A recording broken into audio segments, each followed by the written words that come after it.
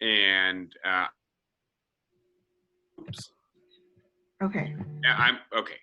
I'll start over. And I was just saying I'm going to get us started, and I'm going to lecture today, continuing the theme from last week, which is to say the roots of partisan polarization and how the 2020 election seems to be exacerbating it. And I know this is a little bit of a departure from what I announced in terms of my schedule, but I think this is, in a sense, extremely important as we begin to pull back from the fray of the 2020 election and think about what the consequences of the defeat of Donald Trump, but the relative strength of the Republican Party nationally will be for the next few years, especially as we also deal with the coronavirus, its health, and its economic consequences. So that's what I'm going to speak with you about today.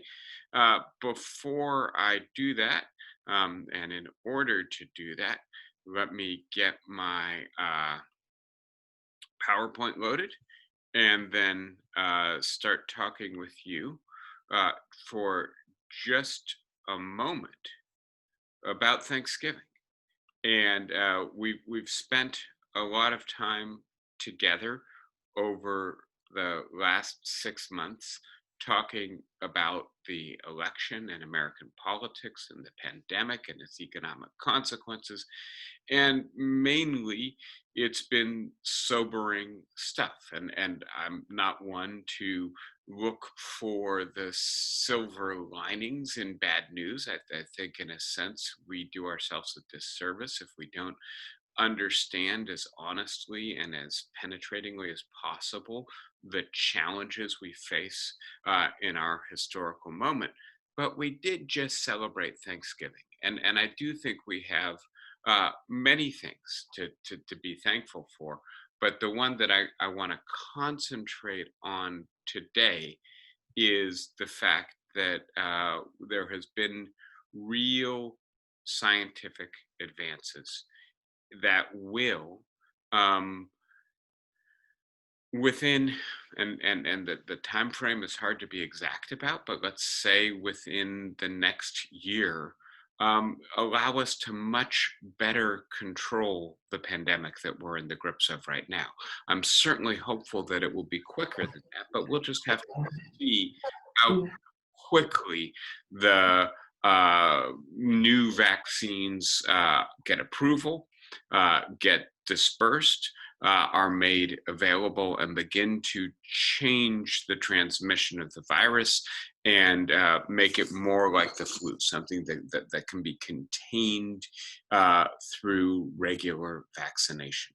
I'm not someone who has a strong background in epidemiology, and so I'm not going to try to explain the research behind this. I'm going to recommend to you a book I've been looking at a little bit if you want a non-technical and often narrative explanation of what's happening with the immune system in general. And I think one of the really amazing advances of scientific research over the last 50 years is the way in which we've come to understand the immune system, right? And roughly 50 years ago, we didn't know T cells from B cells and the way in which the immune system operated. And we have a much better understanding of that today.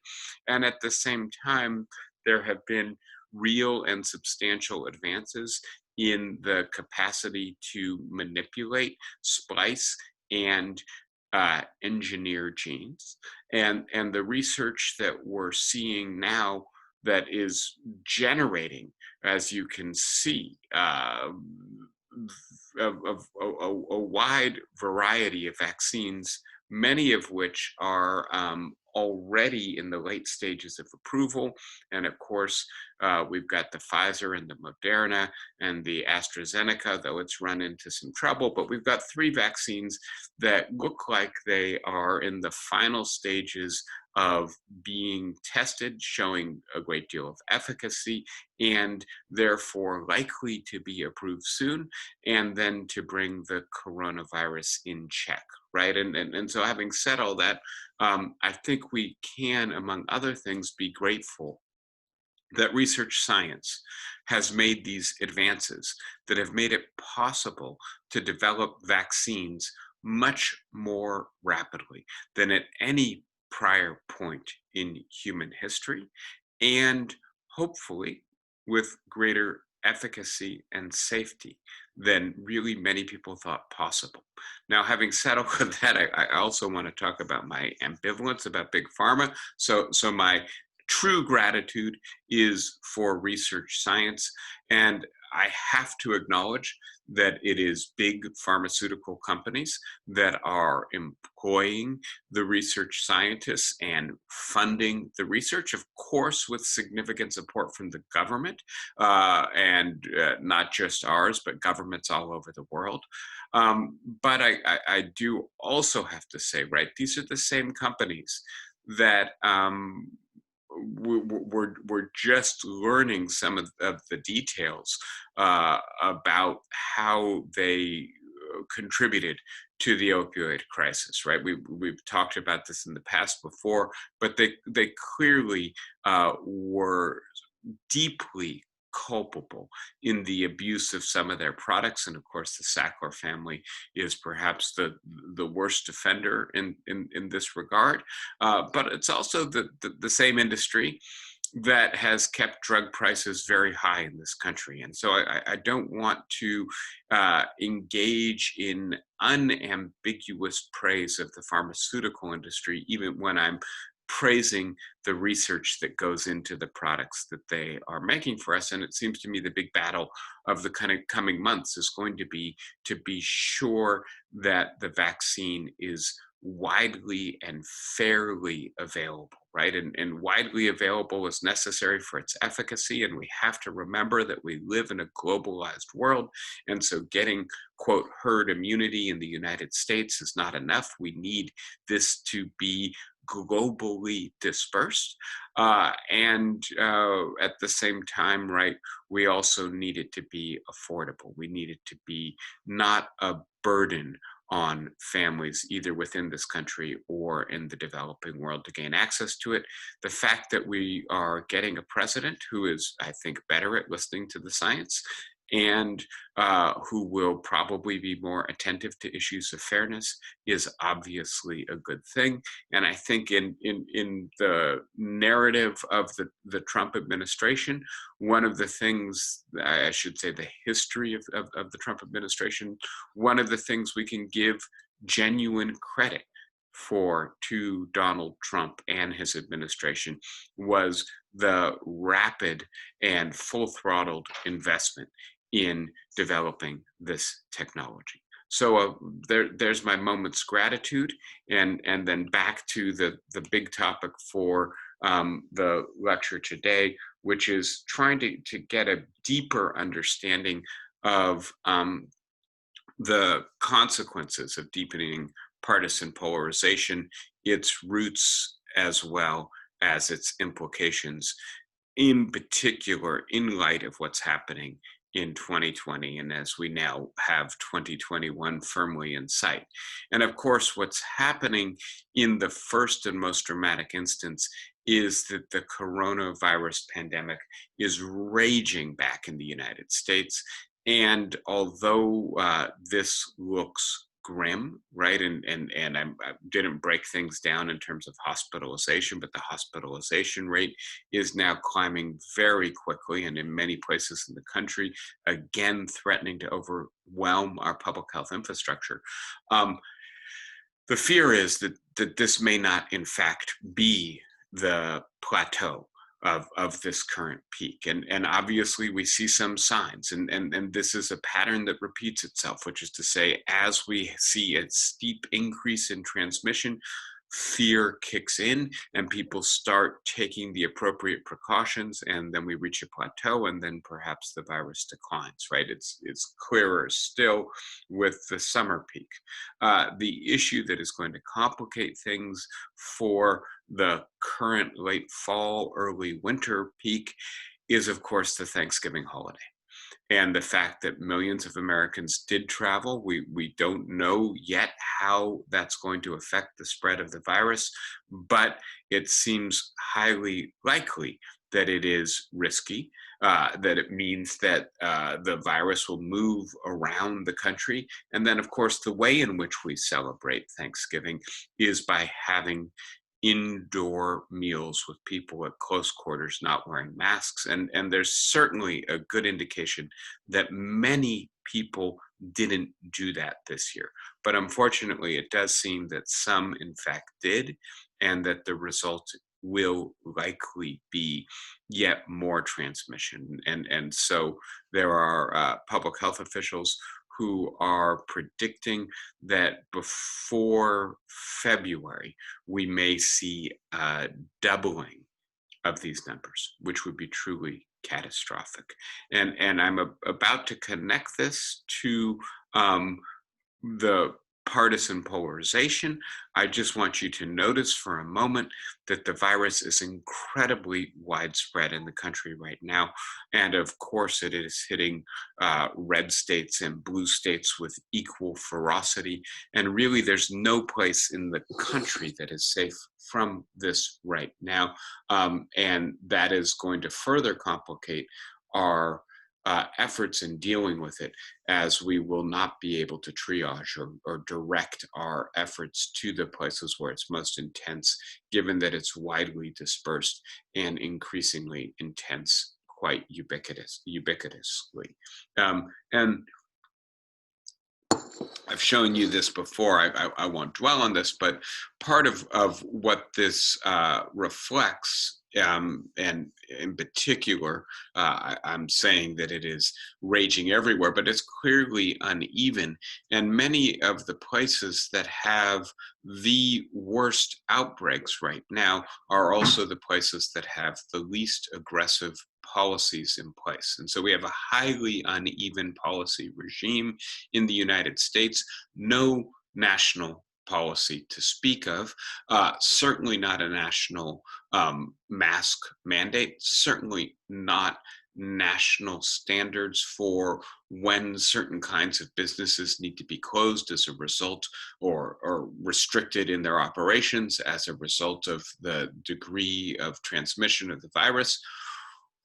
We can hope that when Joe Biden comes to office in 2 months, that there will be measures like the ones just described that we currently lack at the national level and are highly uneven at the state levels, adapted at the national level. But I do want to point out, of course, that there are limits on Biden's capacity, or the capacity of his administration, to do this through executive orders. I'm not clear yet on exactly what emergency powers are contained in legislation that might enable him to do some of this through executive order.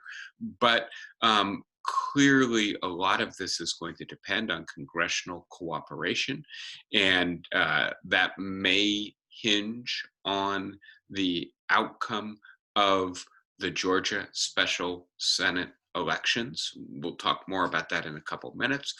Alternatively, it might hinge on how bad the virus actually gets and whether or not that generates a little bit more potential for forging a bipartisan coalition on these issues. Now, to come to the partisanship aspect of this, and I'm going to be speaking with you today. I'll give it a proper introduction later in the lecture. The book we mentioned last week, and trying to get it so you can see it, Michael Tomasky's "If We Can Keep It," which is primarily a book about partisan polarization.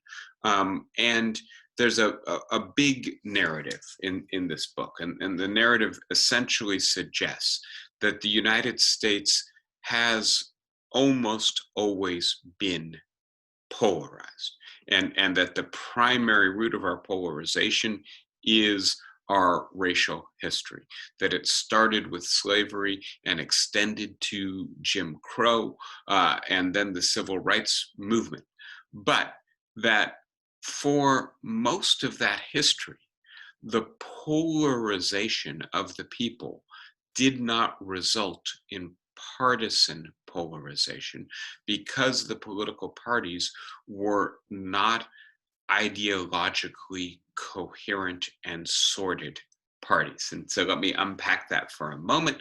The idea is basically that parties going back all the way to the beginning of the United States and their uh, emergence with the campaign between Thomas Jefferson and John Adams, the parties contained different factions, and those different factions often were as far apart on key issues as the two parties were, or perhaps even further apart, bigger differences within the parties than across the parties.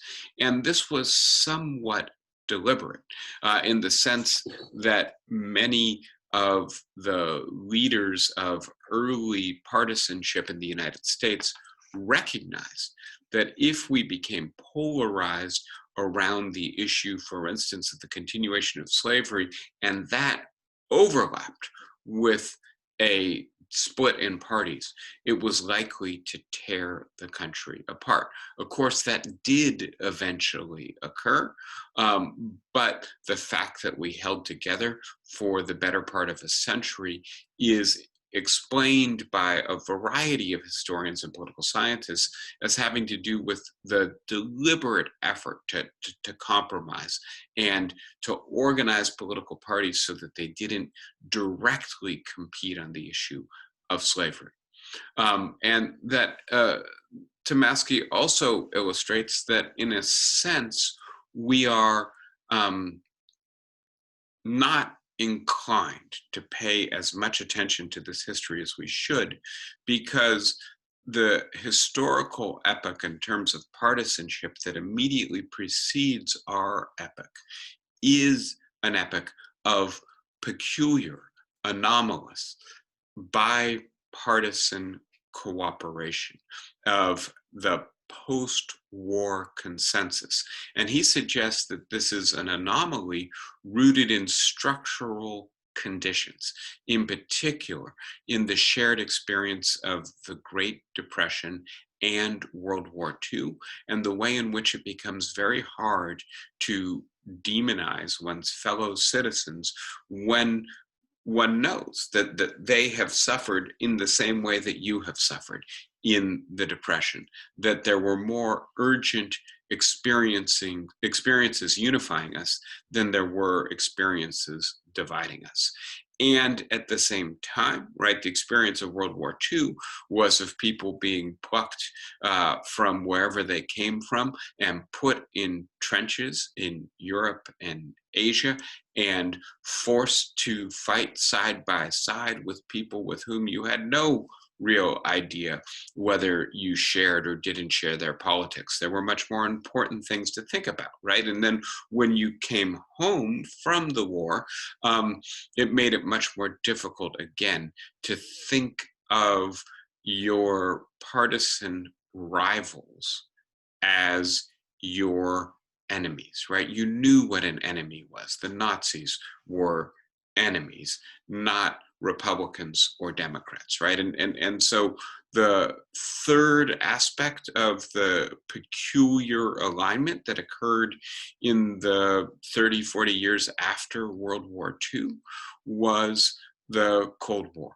And again, the idea that the United States has a common enemy and that we need to project a certain kind of unity, especially in our foreign policy, but more generally in our civil society, in order to show the world, and especially our rivals in the Soviet Union and the communist blocs that grew up around the world, that the United States was not so divided as to not be a formidable rival and superpower.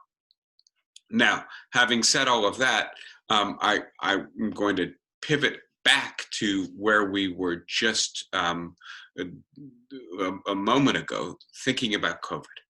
And I put COVID in that context because it seems to me that if there were going to be a unifying issue in America at the onset of the third decade of the 21st century, it certainly couldn't there couldn't be a better candidate than a global pandemic, right? It has many of the features of the Great Depression and World War II, right? And Joe Biden in the Thanksgiving Day address he gave a few days ago said, right, we do have a common enemy. It's not each other. It is the virus, right?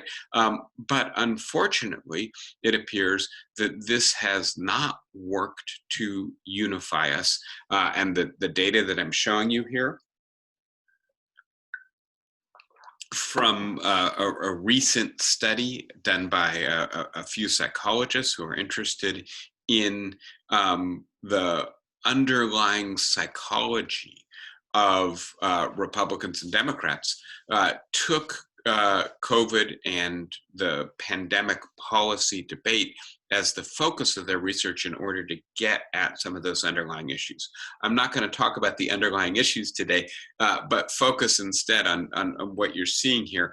And I'm not sure if the diagrams are clear. I'll just explain very briefly, right? How worried are people about COVID? And as you can see, these are populations, right? So the largest number of Republicans say they are moderately worried on a scale of 0 to 1, they're about 0.5, right? Whereas the majority of Democrats are between 0.6 and 0.8. And so the way in which, right, the blue curve is to the right and the red curve is to the left indicates that Democrats are more worried about the pandemic than are Republicans. Similarly, how much are you changing your behavior? And generally, you can see that Republicans are changing their behavior less than Democrats, that many Democrats are indicating that on a scale of 0 to 15, they're changing in the 5 to maybe 10 range, right? So substantial changes in life patterns. Republicans, less change, right? And then most dramatically, do you support COVID policies? And here we're talking about mask mandates, business closing, school closing, social distancing, limiting the size of indoor gatherings, even in private homes. And as you can see, there's a dramatic gap in Democrat and Republican support for COVID policies. Now, there is a little bit of a glimmer of hope in all this. I mean, it's not especially hopeful given what this data reflects, but what you can see is that there's an independent variable that does actually overcome sometimes the partisan polarization on COVID behavior and worry and policy, and that is how prevalent the cases are. And this is looking county by county in the United States.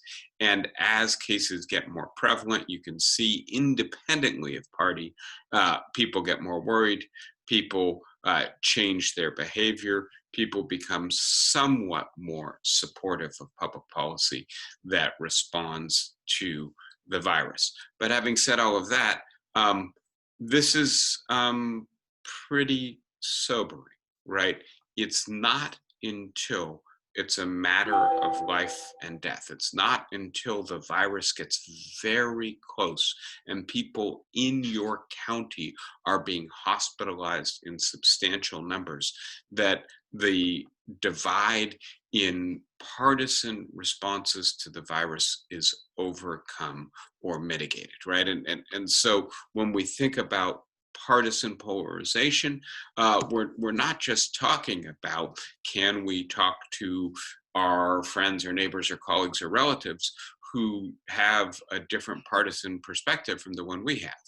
We're talking about policy differences that are crippling our capacity to respond effectively to a life-threatening pandemic that is raging across the country right now. Now, I want to transition from thinking about polarization with regards to pandemic policy into thinking about it with regards to economic policy, and in particular, economic policy that responds to the coronavirus. And so, um, just a little bit of background here, and you're probably hearing the same news I am, which is that there's a growing concern among economists that we will experience what's called a double dip recession. One way to think about this is it's shaped like a W, right? We have a severe decrease in productivity, employment, income. We then make a comeback, but then instead of continuing to go up, that might be a V shape or a U shaped, right? These are our typical patterns. We go up and jump back down and then eventually come back up. And of course, the reason for the fear that this is going to be a W-shaped recession, a double dip recession, it has to do with what's happening with the virus, right? And so the virus went up, went down, went up, went down, went up, and of course, as viral transmission increases, as hospitalizations, sickness, and death increases, people become more conservative in their behavior, are less willing to go out to shop or eat or go to the movies, etc. And so consumer spending plummets, and the people who are employed in those industries lose their wages, lose their jobs, and of course those people do things in the broader economy that they have to scale back due to their lost income and wages. And so as you can see, right now, the rate of workforce participation, how many people in prime working years, 25 to 54, are actually employed, is only about 3/4. And so that's as bad as it was in the worst quarter of the Great Recession of 2008, 2009. It's better than it was in September. And I do have to say, economists were surprised at how quickly the economy came back after the summer peak. But having said that, there's real concern that this is not going to repair itself, right? Which is to say that we're in uncharted territory here. And so let me explain for a moment why we can't be fully confident about what's likely to occur over the next 6 months to a year economically. The reason the economy is cooling down, shutting down, cratering, right? We can, depends on where we are, which sector of the economy, which region of the country. But the reason for the economic shutdowns is primarily government orders. And so this is not like a typical recession where there's an organic economic process where it hits one sector and then slowly that ripples out and hits another sector. And so the economic downturn is both slow and uneven.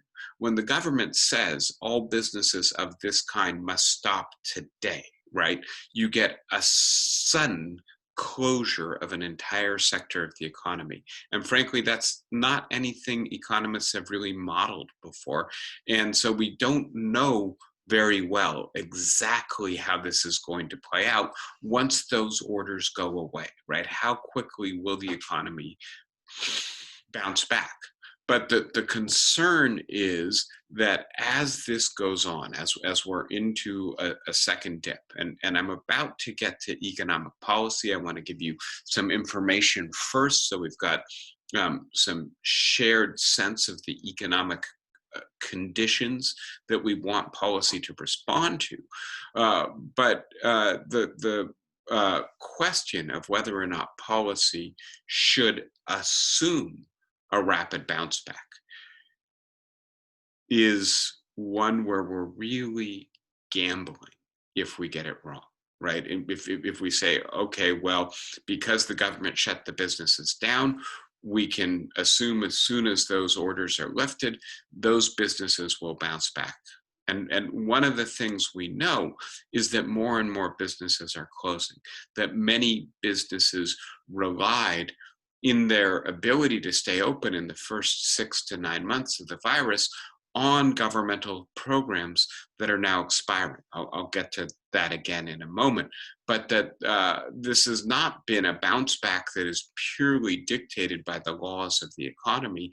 This is a bounce back that was supported in the first 6 months of the virus by government policy, and it's different in different countries, but clearly government intervention in the economy has helped. And the concern here is that if there isn't government intervention, and if these job losses are permanent, if businesses go under, if people lose their income and stay out of the workforce for a long time, the scarring will be long-term as well, that it will take a very long time to recover from the, in a sense, you could call it artificial economic contraction, the contraction caused in part by government policy as much by economic events. But having said all of that, let's go back to the data here for a moment.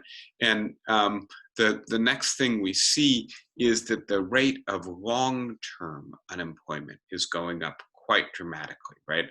Up to 2.5 million people have been unemployed for 6 months or more. And one of the things we know is that when somebody becomes long-term unemployed, it's more difficult for them to get re-employed. This is some of the worry about economic scarring, that their skills, their network grows stale, and at the same time, they psychologically often become depressed, at least lose their confidence in their ability to get a job quickly. And so their economic behavior, their job seeking behavior, as well as their confidence changes as a result of long-term unemployment. Looking now at a subset of the population, we see that more than 750,000 Hispanic women have left the labor force since February. And we concentrate on Hispanic women for a minute because of two things. The first is their prevalence in the service sector, right? And so whether it is as cashiers or cleaners or taking care of other people's children, there is a high representation of Hispanic women in sectors of the economy that have been particularly hard hit by the recession that the coronavirus has caused. And then the second reason is, of course, because they're women. And what we know based on the data, the statistics, is that women do the bulk of child care labor, domestic labor in our country, and that with schools closing, more and more women are being forced out of the labor force in order to be able to assist their children who are no longer in the care of the school, even if they are trying to learn from home. And so in a sense, Hispanic women are at the intersection of two groups who have been particularly hard hit by the coronavirus recession. And then finally, looking at the change in domestic product, what we can see is that GDP is down substantially, right? This is the kind of plunge that is at the borderline between a steep recession and a true economic depression, right? And so this is perhaps the most worrisome of all these numbers. And again, GDP does come back, and it comes back quite remarkably when the mandates are lifted. But frankly, it does not come back even to the level of the previous year, right? And so, again, grounds for concern that the economic consequence of the pandemic recession could be long lasting. I've got a few more numbers to show you to get you a fuller picture of what's happening in the economy and what policy should be responding to. And so let me start by noting these, in a sense, offsetting figures here, right? And now getting a little bit more complicated in understanding what's happening in the economy. One of the remarkable areas of growth is consumer spending for goods, right? And it's at the same time offset by consumer spending on services. And there's really a very clear correlation here, which is to say people stopped going to restaurants, bars, movies, plays, vacations, planes, etc., right? And the result is that they had more income, more disposable income to spend because they were no longer spending on services. And so they redirected their expenditures into goods, whether that's cars or appliances or clothes, preferably stuff for many of us that we can purchase online. And I'll just also note, right, that this data is from January to September, and that is the period in which the unemployment supplemental benefit was in place. That's a $600 a week benefit in addition to normal unemployment insurance coverage rates. And the result was that for many Americans, actually being unemployed was as or more lucrative than being employed. Their income was higher if you were basically in the bottom 50% of the workforce as a result of that supplement. And so that also drove consumer spending. That benefit ended at the end of July, and this period, people primarily still had some of that saved. Another positive number here, the rate of home sales is very high. You've probably seen some of the data in the Bay Area as well, up as much as 20% from the previous year. And that reflects the fact that interest rates are at a very low level as the Federal Reserve tries to make money readily available in order to bolster the economy. But again, offsetting data, manufacturing output has come down substantially by over 6% in this same period. All right, so now let's look at the policy here for a moment. And again, I just want to refresh your memory that we are in the middle of talking about polarization. And so that's the broader context in which the policy overview I'm about to give you occurs. So this is looking now at the CARES legislation and the payroll protection legislation that the Congress passed and the president signed in March and April of this year, and the rate of expiration of the provisions of this legislation. As I've already mentioned, right, there was a $600 per week supplemental unemployment benefit that expired at the end of July. If you recollect, I showed you some data a while back about this, which shows that people's savings went up as a result of this benefit. You can see it by looking at what's happening with people's bank accounts. And then as soon as this benefit expired, savings started to go back down. Remember, of course, that the average American, the bottom 50% of Americans, have $500 or less in savings. As Joseph Stiglitz likes to say, we've built an economy with no shock absorbers, right? And so people are very much dependent on weekly income to be able to balance their household budgets. Now, that's what expired in the middle of this year. This is what's expiring at the end of this year, at the end of December. There's a new unemployment assistance program, which is called Pandemic Unemployment Assistance. And this goes to so-called flexible or gig workers who wouldn't normally qualify for unemployment insurance, right? And so these are people who drive Ubers or who work at Starbucks, but on a flexible basis, right? They are contractors or subcontractors, not employees. And so they don't have FICA and other unemployment deductions taken from their payroll. And so they are typically not eligible for unemployment benefits. But the legislation, the CARES legislation, extended unemployment assistance to these workers. And these workers are a large part, a growing part of the American workforce.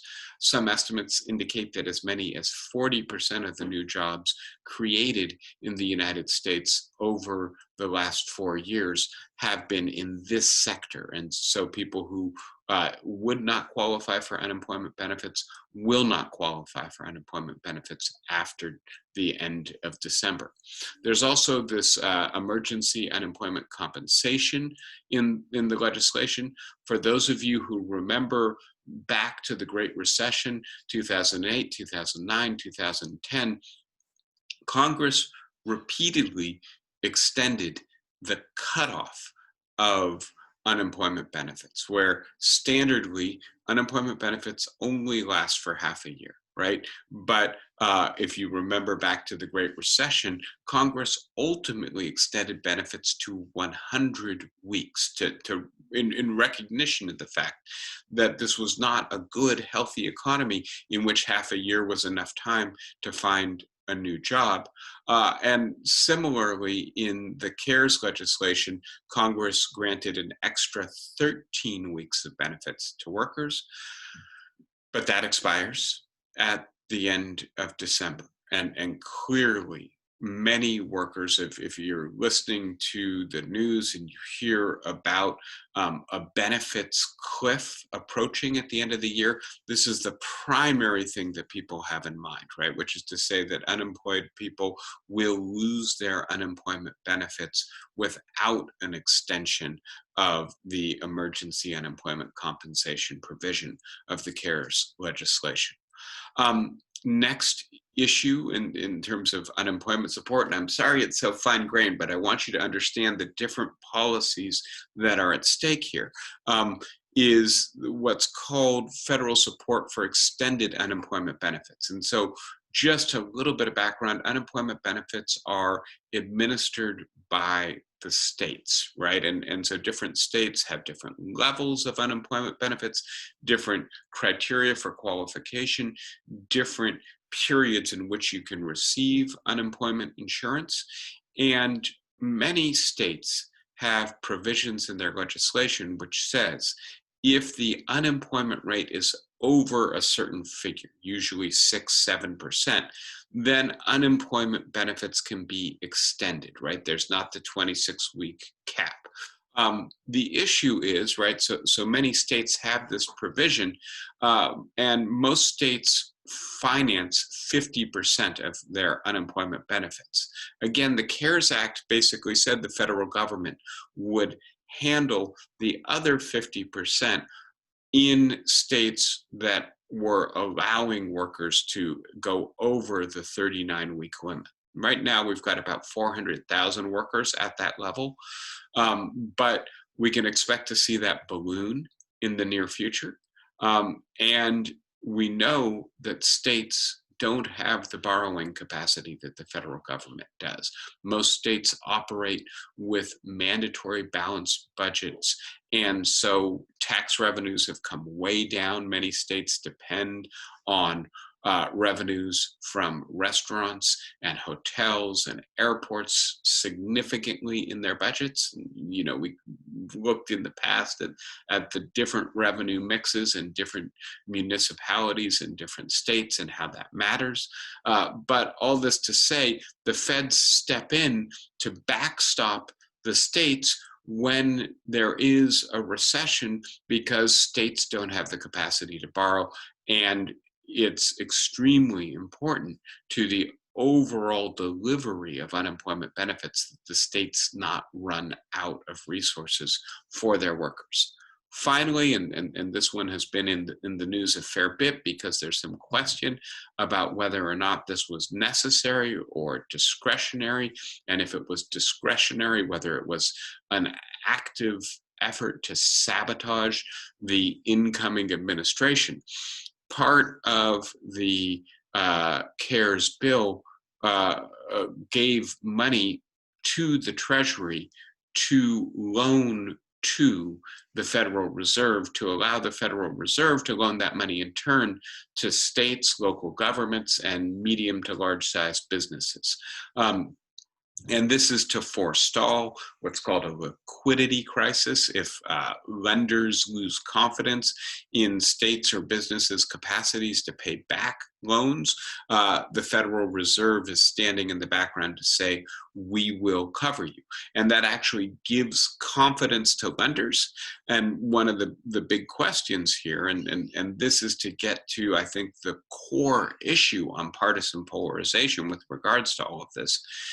Did Steve Mnuchin indicate to the Federal Reserve, despite the Federal Reserve's objections and despite the fact that the legislation itself is not entirely clear, that he was going to pull back the Treasury's money because he didn't want to create conditions whereby the Biden administration could use this to further bolster the economy? In other words, is there a calculation on the part of the outgoing Trump administration that they want to leave the economy weakened for Joe Biden and his administration in the hopes that they will be blamed for the economic weakness, and that then this will be to the partisan advantage of the Republicans?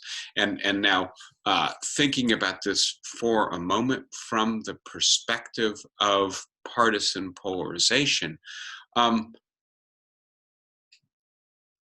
when we look at all of that legislation that is about to expire, when we recognize that what this means is that millions of American workers are facing desperate uncertainty.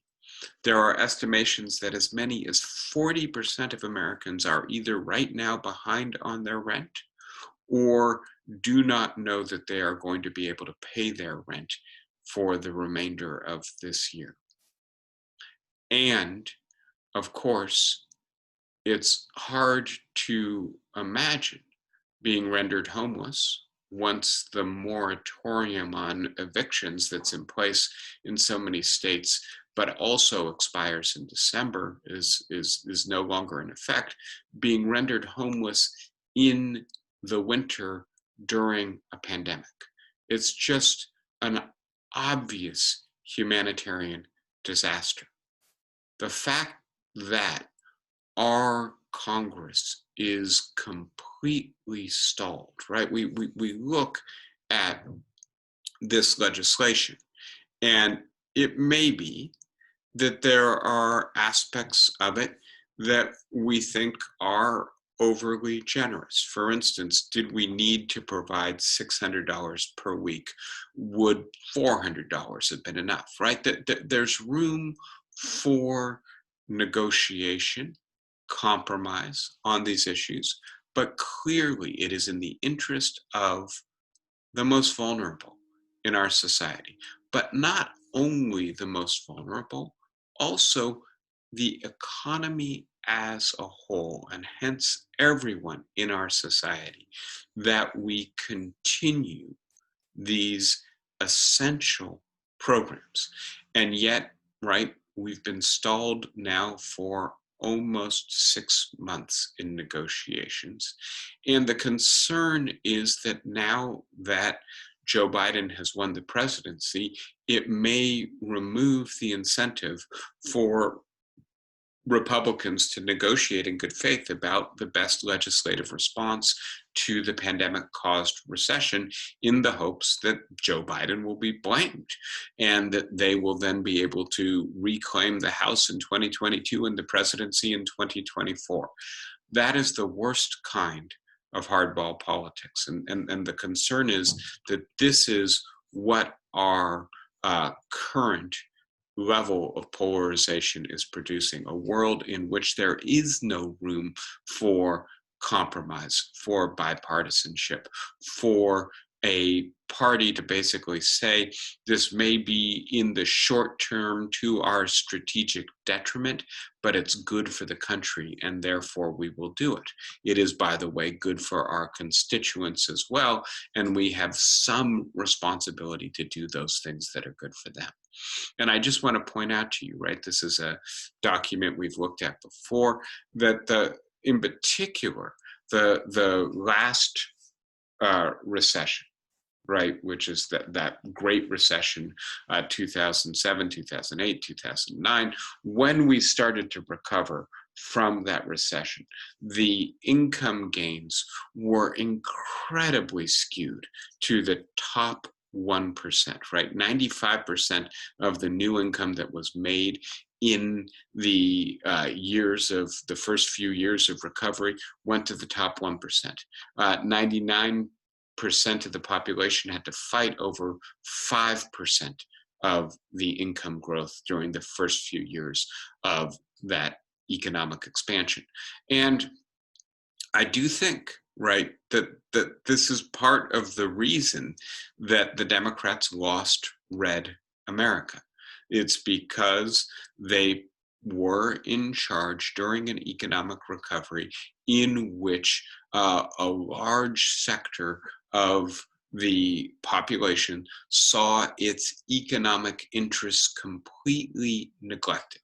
Now, if you're interested in telling a complicated story about that recovery, you would point out that Mitch McConnell and the Republicans began obstructing Barack Obama's legislative agenda as soon as they regained control of the Senate, roughly 16 months into his presidency, and that the result was that Obama wasn't able to do stuff that he wanted to do that would have assisted those people, right? But that may be too subtle.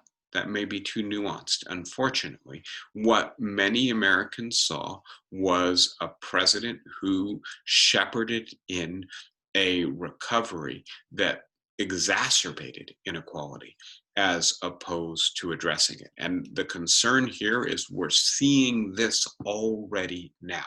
Clearly, those who are less skilled are less able to protect themselves from the coronavirus. Those who work in the service sector, who are some of the least well-paid workers in the United States, are being most dramatically affected by this. And it's an open question. Will the Republicans be tempted to replay the playbook? And if they do, will it undermine Biden, who is a less charismatic politician than Barack Obama by far? Could it result in Biden having a one-term presidency? Could it result in further gains from the Republican? Will they, in fact, implement, or let me put it differently, block Biden's legislative agenda, block financial relief legislation for that reason? All right, let me give you a little bit more information. I'm not getting all the way through what I wanted to get through today, but that's, par for the course, I guess, for these lectures. Do we fully understand what happened in 2020? And does this help us to understand polarization? And I want to say, no, we don't. And so let me try to say what's clear and what's not clear, right? The first is clearly Donald Trump lost the Electoral College, right? That's being certified. All of the challenges are failing. This will be, it should be an accepted fact already, but it's an increasingly irresistible fact. But please note that the Electoral College loss was really narrow. I mean, it now turns out, if the tallies are right, that it's fewer than 50,000 votes gave Biden the states that tilted the Electoral College to him, right? And so incredibly narrow. At the same time, the second lesson of 2020 is this was not the resounding repudiation of the national Republicans that Democrats and progressives anticipated based on the polls and hoped for.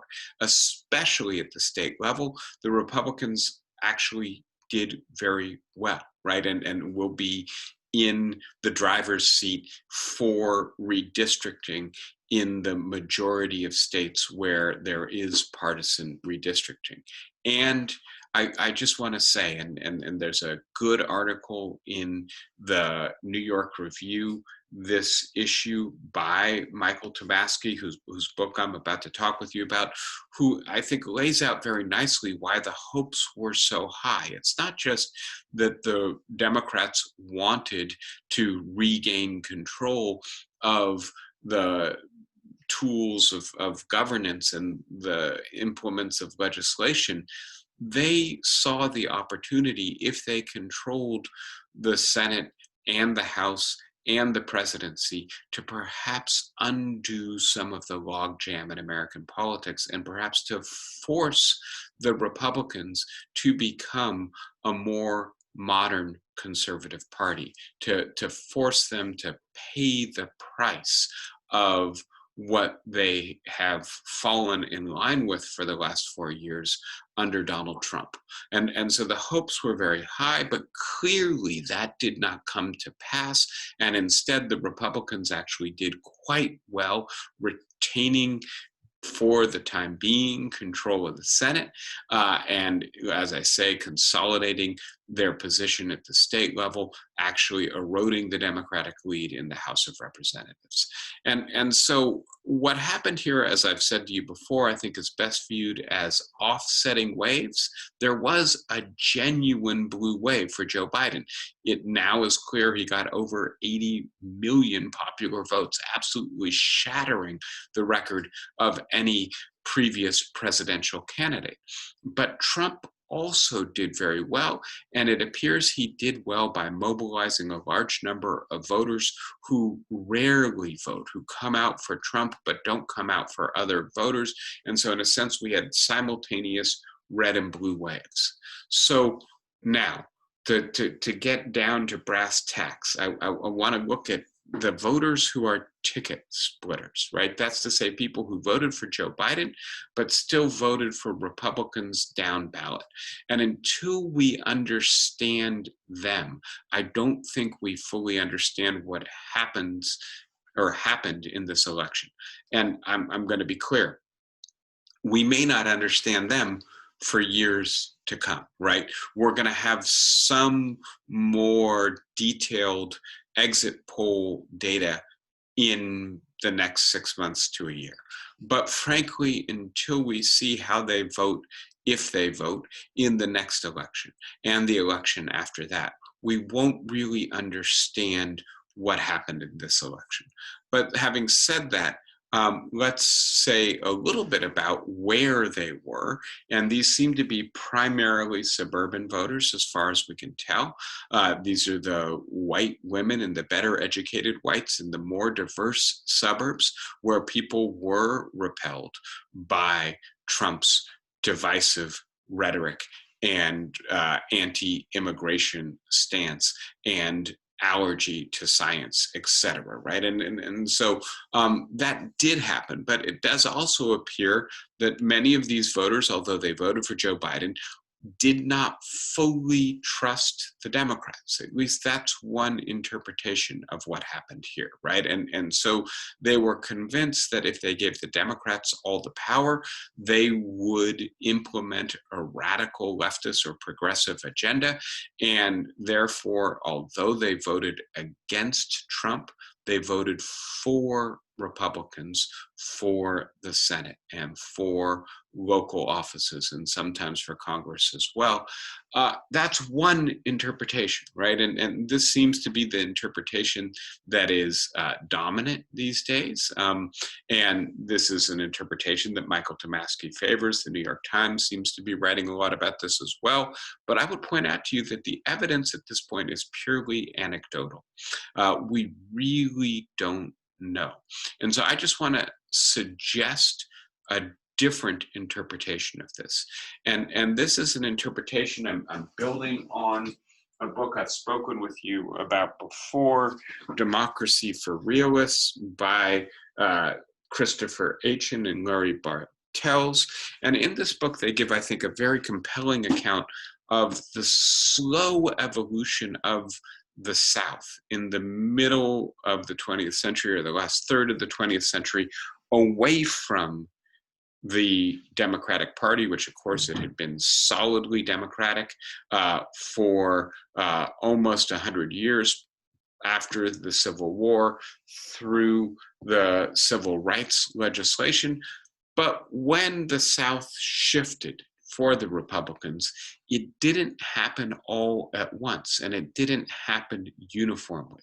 There was a pattern, and it begins in 1964, it accelerates in 1968 and 72, and really takes hold in 1980, of Southerners voting for Republican presidents, but sometimes still supporting Democratic senators.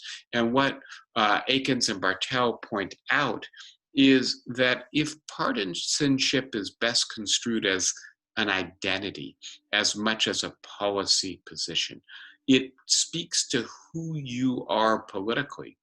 It may be difficult to change that identity all at once. You may still think of yourself as a Democrat even as you're voting for Richard Nixon and Ronald Reagan. And it may be that the suburban voters who left Trump still think of themselves as Republicans even as they're voting for Joe Biden. One of the big questions here, it seems to me, is whether, and this is where I'll conclude today with a series of questions, whether Republicans will see Trumpism as the best or most viable electoral strategy going forward. And if they do continue to run right-wing populists who are anti-immigration, etc., will this eventually drive an identity change in the voters who voted for Biden but didn't vote for down ticket Democrats in 2020? If so, then we might view 2020 a bit in the way that Republicans view 1968, as the start of a shift that profoundly alters the partisan dynamics in the United States of America. Other big questions, right? So will Republicans stay with Trumpism? If so, will that drive more suburban voters away from the Republicans? What will happen in Georgia is obviously a huge question, with two special elections coming in basically a little bit more than a month to determine the balance of power in the Senate. Will key Senate Republicans break ranks? And here I'm thinking of Romney and Collins as potential people who might support Biden's agenda, even if the Republicans retain control of the Senate, or at least might be willing to negotiate as opposed to simply obstructing.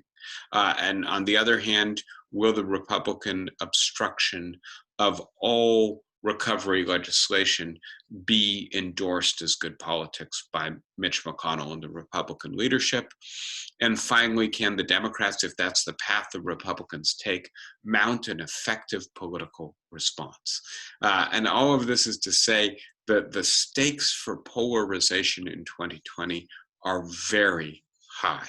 And unfortunately, it does appear to me that the kind of hyper-partisanship that we've been dealing with over the last 30 odd years is at this point deeply rooted in the structure of American politics.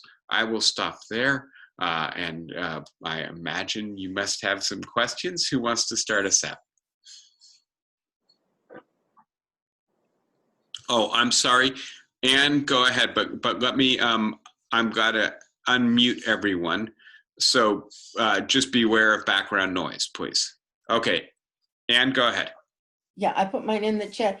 Given that we have a lot of people who deny the existence of this coronavirus, that whatever this is even people who are sick, how are we going to convince them to get a vaccination for an illness that they said doesn't exist? Yeah, so let's hope, again, it's one thing to be skeptical of the existence of a disease when it's not affecting anybody near you, right? It's another thing when it begins to affect people near you. And so let's hope in a sense that one of the unfortunate upshots of the current resurgence of the virus is that more people will become convinced that it's real. Having said that, I do think it's also the case that some pressure is going to need to be brought to bear on people. And so if you're not convinced that it's real or that the vaccine is necessary, but if your mother says, you're not going to come over and visit me until you've taken that vaccine, right? There are going to be some people who get the vaccine. If your employer says, you're not going to be able to come to work until you get that vaccine. If the public transit authority tries to enforce vaccination, if schools start enforcing vaccination, right? We see this as part of the politics in the United States right now, then it's entirely possible that between people becoming convinced and people being compelled, enough of us will take it that it will have the desired effects. But I think you're absolutely right. And this is why I started the treatment of polarization with those slides showing you the partisan disparity in attitudes about the virus. John, you've got a question. Yeah, because you led right into it with that one. That graph that you showed of the three curves, yes, to show the partisan difference. Yeah, if you could get it, it would be great. I'm doing it right now. Okay. Give me a moment because I want to be able to see you as well. Okay. So there you go. Oh, that one. Yeah, you know, what's really astonishing about that difference between first and the second is trivial. Yeah. It's really small. I mean, if you had to say, you'd say on the attitude about whether they worry about COVID or whether they've changed their behavior, Democrats and Republicans are almost identical. It's on the third one where they're really different. And yeah. On the third one, after all, that's a different question. That's a value choice. And it's not crazy to prefer personal freedom. I mean, we think it's crazy, but that to say freedom is more important to me than sickness or whatever it is is a different kind of a thing than these cognitive points yes. about and whether you change your behavior. So in a way, that's kind of a reassuring slide. Well, so I'll say two things about this, and one of them is to look at the third slide for a moment. And so policy, one way to understand the policy differences is that Democrats prioritize security and Republicans prioritize liberty. And I think there's something to be said for that. I think another way to think about this is that Democrats structurally in the economy may be better able to afford the policy changes, better able to work from home or have more savings, right? And so one of the things we're seeing is that people who earn over $200,000 a year who used to vote dominantly Republican have moved over to the Democratic Party, right? And so either the kind of work they do or the kind of resources they have, it's not just I prefer liberty, it's I prefer to go to work and be able to eat and to pay my rent. And if the consequence of the policy that the Democrats are pushing is that I can't do that, there's no way I can support that. Now, I'm not sure I would say these differences are trivial, but I do think you're right that they're certainly not as pronounced as the policy differences. And it does seem to me that the changes in behavior, if you look at the distribution, is substantial. Not as substantial, obviously, as the support for COVID practices. You don't agree, and maybe I should defer to you on this. I'll try to get the underlying data and see if I can figure it out a little bit better. I'm not a numbers guy, though I do try to understand the data because I think it can be illuminating. All right, John, thank you for pointing our attention to that. Flossie, go ahead. I remember at the beginning of World War II, when the US Army had a lot of difficulty with inexperienced soldiers contracting syphilis, would get gonorrhea, but syphilis was a real problem before penicillin. And what they did was actually show cases of syphilis in all its embroidery. I think that we have become accustomed to seeing a lot of violence and ugliness. We're seeing a lot of people who are struggling to help the sick.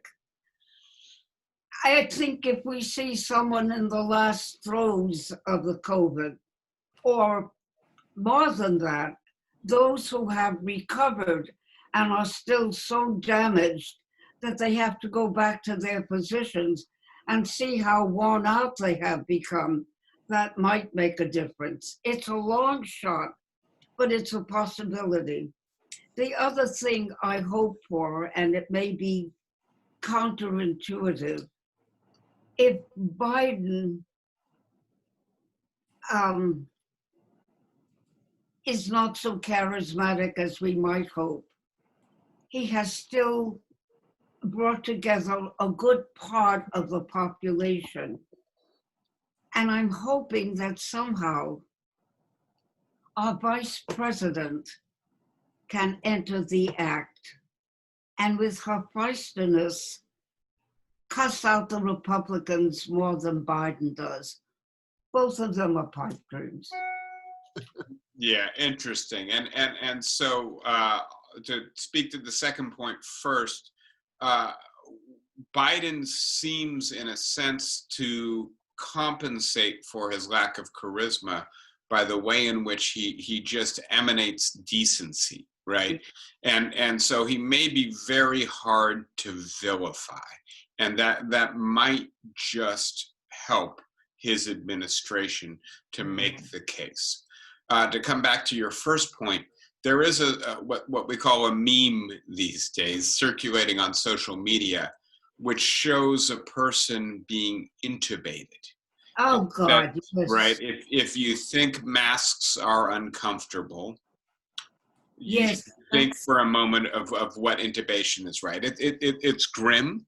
It's too bad that it has to come to something like that. But I do think you're right that it is particularly effective. I can probably take one more comment. As you may have noticed, I've now scheduled another lecture that starts in 15 minutes. So I do want to catch my breath.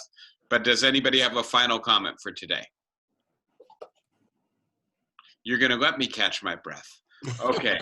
Well, thank you all. Oh, I'm sorry, Dawn, are you raising your hand? Yes. Please, go ahead. In the graph or in the tables that you showed, there was one that showed that purchasing of things went up, but in an oblique side, on the other side, it showed that manufacturing went down. Seems to me that we're not buying American goods, and that stuff was, the things are coming from import. Yes. So this is the diagram. Yeah. And so yes. And so I would have to break this down a little bit, right? So there's a decline in spending on services, an increase in consumer spending. There's a decline in U.S. manufacturing output. Now, some of that may be related to the fact, actually, that factories have closed down due to the virus, right? But some of it may be related to the kind of difference in demand that you're talking about. I'm not clear on that, to be direct and honest with you, how much of the decline reflects the fact that we're buying everything from Amazon and the main supplier of Amazon is Chinese factories, and how much of this is due to things like factories in the United States closing either because of COVID or in anticipation of slack demand because of COVID. But yes, I think it's a good point, which is to say, in a sense, those two numbers seem to be somewhat in tension with each other. And maybe that does indicate that whatever we're buying, it's not lifting the manufacturing sector in our economy. Good point, Donald. Thank you. What is the Minerva Academy? Oh, who's asking that? Ricky. Oh, hi, Ricky. So Minerva Academy is an online learning academy that I have started working with to provide lectures for people who are not as lucky as you guys and have somebody who provides it for them. I can, I think if you were to Google David Peritz Minerva Academy, you could find out more information about it. If you wanted to get my email address from Amy, I can also give you more information that way. It is not doing much of anything right now, but it will start doing stuff again in the new year. All right, everybody. Pleasure as always. And I will look forward to seeing you next week. Amy, I know I owe you email. I am suffering from an ear infection. I don't know if you guys have noticed me leaking a little bit out of my right ear, but I'm getting caught up slowly but surely, and I will get that information to you as quickly as possible. Take care, everybody. Take care. Thank you. Bye. Okay. Bye. Thank you.